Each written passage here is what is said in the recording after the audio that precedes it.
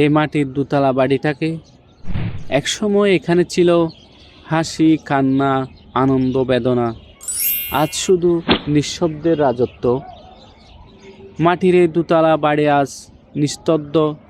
উঠান পাশে আর কেউ নেই, কারণ বাড়ির মালিক বিধান বড়ুয়া এখন আর আমাদের মাঝে নেই। তিনি চলে গেছেন ফিরে না আসার ঠিকানায়।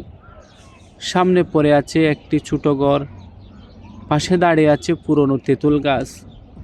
পাতার পাক দিয়ে বাতাস ঢুকে হালকা স্পর্শ ছড়িয়ে দেয় এক অদ্ভুত শূন্যতার অনুভূতি। একসময় এই বাড়ি ছিল জীবনের কেন্দ্র। দেওয়ালে লেগে থাকতো যত্নের ছাপ, উঠানে ভরে উঠত মানুষের কোলাহল। ঘরগুলো ছিল কেবল থাকার জায়গা নয়, এগুলো ছিল আবেগ, ইতিহাস আর স্মৃতির আগ্রা। পূজা এলে একসময় এ বাড়ি আনন্দে জলমল করত। ডাকের তালে কেঁপে উঠত উঠান, আত্মীয় স্বজনের ভিড়। দিন রাতের হিসাব থাকতো না, কিন্তু সময় কারোর জন্য অপেক্ষা করে না।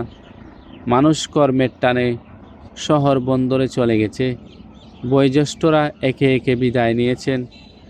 আজ বাড়িটা আছে, কিন্তু প্রাণহীন, নিঃশব্দ। মাটির বাড়ি শুধু একটি স্থাপনা নয়, এটি এক ধরনের জীবনবোধ, একটি নিঃশেষ হয়ে যাওয়া সময়ের সাক্ষী। এই দোতলা বাড়ি তাই অতীতের জৌলস আর বর্তমান শূন্যতার নিঃশব্দ নিদর্শন হয়ে দাঁড়িয়ে আছে। ধন্যবাদ সবাইকে মাটির দোতলার বাড়ির সামনে থেকে।